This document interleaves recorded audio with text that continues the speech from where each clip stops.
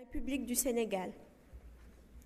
Excellences, Madame la vice-présidente de la Gambie, Mesdames, Messieurs les représentants du Conseil économique, social et environnemental, Mesdames, Messieurs les honorables députés, Mesdames, Messieurs les représentants du Haut Conseil des collectivités territoriales, Mesdames, Messieurs les représentants de la Banque mondiale, Mesdames, Messieurs les représentants du système des Nations unies, Mesdames,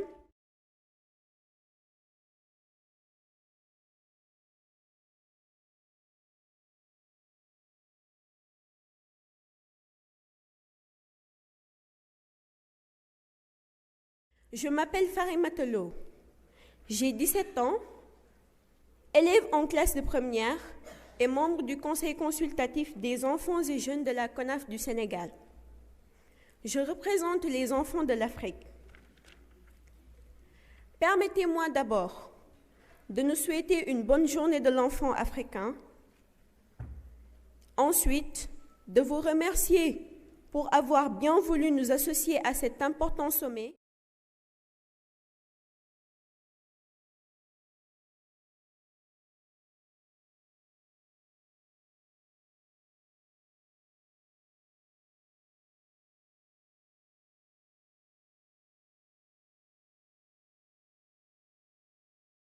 Couplé avec la commémoration de la Journée de l'enfant africain, dont le thème porte sur l'action humanitaire en Afrique, les droits de l'enfant d'abord. Ces deux thématiques, combien importantes, rappellent une fois de plus que nous, les enfants, nous sommes au cœur des priorités des objectifs de développement durable 2030 et des agendas 2063 et 2040 de l'Union africaine. Ce sommet se tient dans un contexte de recrudescence des violences faites aux enfants, aux femmes et aux filles. Les viols, abus sexuels et autres formes d'exploitation nous font peur et interpellent nos États pour l'adoption des lois ou leur application effective. Mesdames, Messieurs, chers invités, chers participants, chers enfants et jeunes, les mutilations génitales féminines et le mariage d'enfants, deux parmi nos pratiques culturelles néfastes, constituent des violations flagrantes de nos droits en Afrique et dans le reste du monde. Combien d'enfants, particulièrement nous les filles, sommes victimes de ces pratiques qui compromettent notre éducation, notre santé,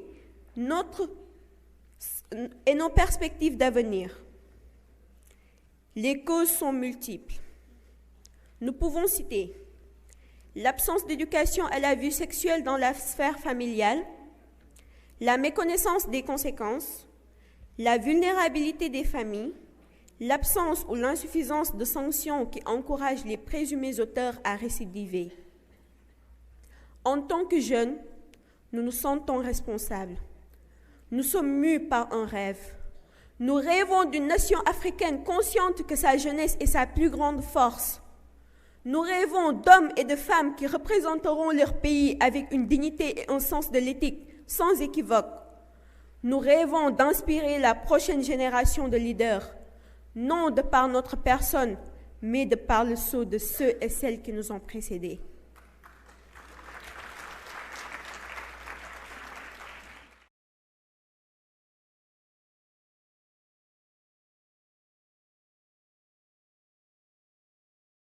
Ici, devant vous, pour lancer ce cri de cœur.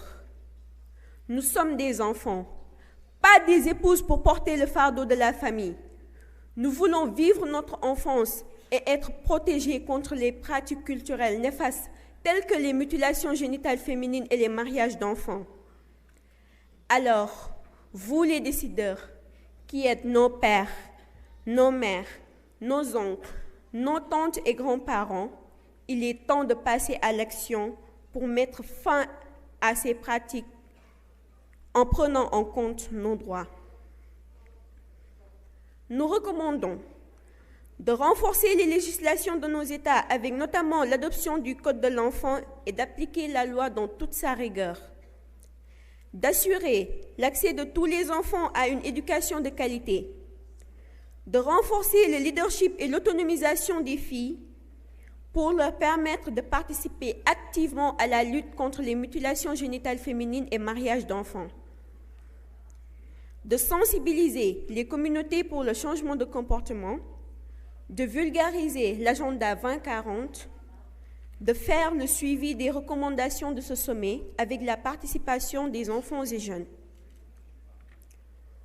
Au nom de tous les enfants d'Afrique, nous vous remercions de votre aimable attention.